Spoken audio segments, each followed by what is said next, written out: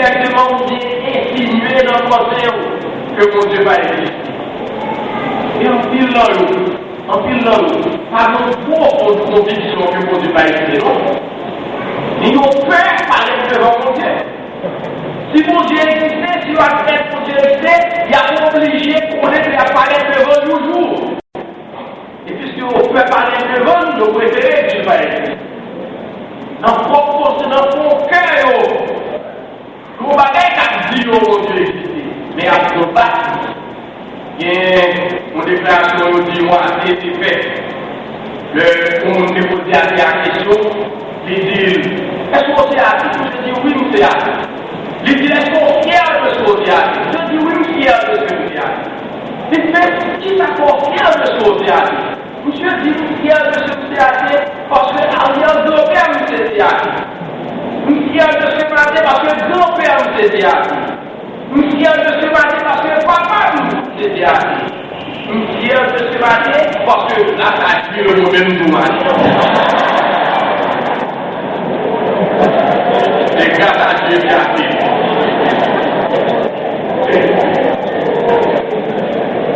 Alors, dans mon cœur, et dans mon cœur, mon bagage a dit, mon Dieu a existé. Même quand là, essayé de combattre, la essayé de combattre. On forme conviction nous sur la parole de Dieu. La parole de Dieu enseigne-nous clairement que l'existence de Dieu n'est pas une hypothèse à démontrer, mais une vérité à croire. L'existence de Dieu n'est pas une hypothèse à démontrer, mais une vérité à croire. Au contraire, la Bible accuse les gens qui nient l'existence de Dieu comme des insensés et des méchants. Dans Psaume 14, verset 1er, par Dieu dit l'insensé dit en son cœur, il n'y a point de Dieu. Et dans Psaume 10, verset 4, il dit ce sont les méchants qui disent Dieu n'existe pas, qui disent qu'il n'y a point de Dieu. Mon Dieu fait un pile bagaille pour démontrer nous son existence. Il fait un pile bagaille. La création, c'est le témoignage de la création. La création atteste de l'existence de Dieu. La création sont preuve de l'existence de Dieu. C'est une révélation naturelle de Dieu.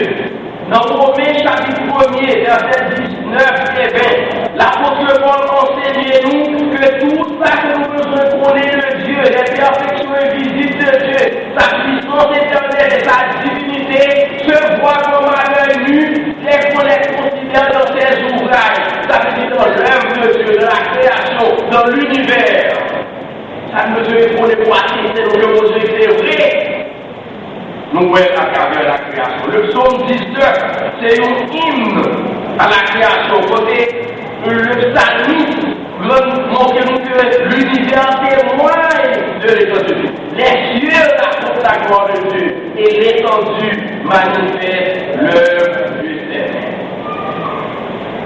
Et comme que l'existence même de l'homme est une preuve de l'existence de Dieu. Dans Psaume 94, verset 2, nous avons ça à poser deux interrogations. Il dit celui qui a planté l'oreille n'entendrait-il pas? Celui qui a formé l'œil ne verrait-il pas?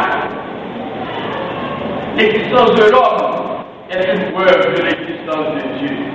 L'histoire biblique témoigne de l'existence de Dieu.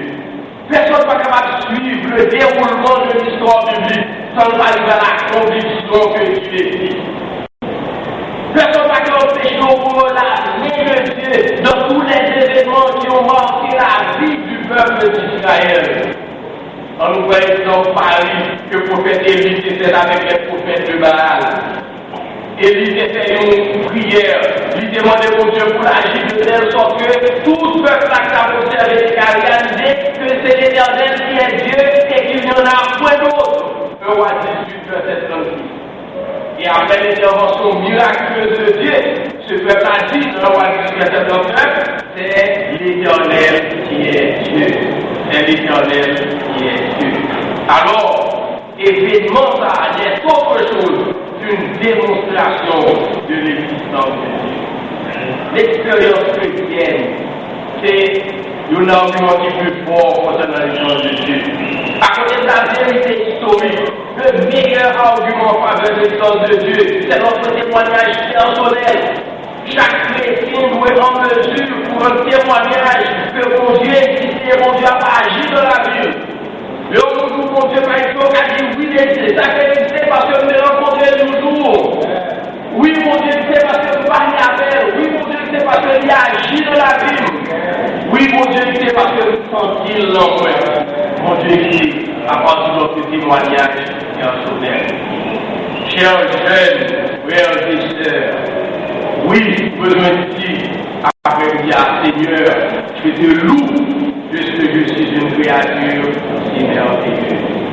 C'est d'abord une affirmation de l'existence de Dieu. On dit, bon Dieu, je suis une créature, la créature de Dieu. C'est aussi une affirmation que Dieu est le créateur de l'univers. Non seulement Dieu, il est le créateur de l'univers.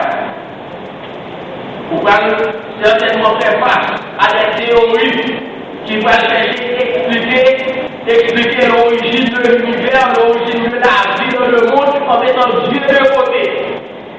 Vous allez chercher toute façon avec des théories de Darwin et l'autre monsieur qui a conseillé la théorie de l'évolution. Vous allez chercher toute façon pour expliquer l'origine de la vie sans Dieu. On ne peut pas expliquer l'origine de la vie valablement l'homme et Dieu de côté. Parce que la Bible explique que c'est Dieu qui est la source de la vie. Il est le créateur de l'univers. Dit, je te loue de ce que je suis une créature. Tu existes et nous a créé. Mais finalement, je suis dit de ce que je suis une créature si merveilleuse. Et c'est avec ça que ça va fini avec moi après là. Vous êtes une créature merveilleuse. Pas seulement mon Dieu existait, pas seulement vous êtes créature, mon Dieu, nous sommes créatures merveilleuses. Nous sommes créatures extraordinaires. En tout cas, nous avons tendance pour nous dégrader pour tête nous. En tout cas, nous avons tendance pour nous penser pas rien. Nous sommes pas des bagailles, nous sommes créatures, mon Dieu. En plus de ça, nous sommes écrits, mon Dieu, nous sommes merveilleux encore. Nous sommes extraordinaires. Nous devons reconnaître que nous précieux parce que mon Dieu crée nous, non seulement crée nous, mais mon Dieu mettez-nous dans un plan, qui mon plan merveilleux pour notre vie. Si vous êtes ça, vous devez reconnaître que nous sommes créatures merveilleuses. Si nous sommes créatures merveilleuses, pas de marcher dans la vie avec la tête basse. Nous sommes créatures merveilleuses, marcher avec la tête haute. Faites honneur à votre créateur, faites honneur à Dieu. Nous sommes créatures merveilleuses, pas dégrader tout, pas activiser tout. En pile jeune, dégrader des choses dans des activités dégradantes, activisantes, telles que l'immoralité, l'immoralité sexuelle, la corruption. En pile bagaille qui dérangeait l'esprit monde, pensée monde. Nous sommes créatures merveilleuses et l'esprit propre. Jean-Paul dit dans Philippiens 4, verset 2, tout ce qui est vrai, tout ce qui est honorable, tout ce qui est pur, tout ce qui est vertueux et digne de louange, soit l'objet de vos pensées. Évitez les souillures de cette société, parce que nous sommes créatures merveilleuses. Vous reconnaissez que vos Dieu créaux comme créatures merveilleuses. Vous devez faire honneur à votre créateur. Vous devez faire honneur à Dieu. Alors, à chambre, mettez de côté cette réflexion. Seigneur, je te loue de ce que je suis une créature si merveilleuse. Que le Seigneur.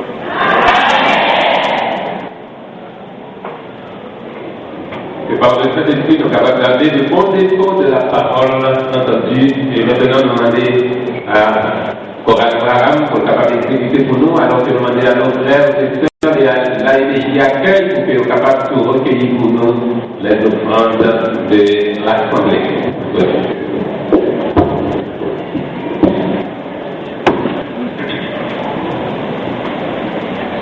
La Coral Abraham a été préparée pour qu'elle soit capable de chanter pour nous.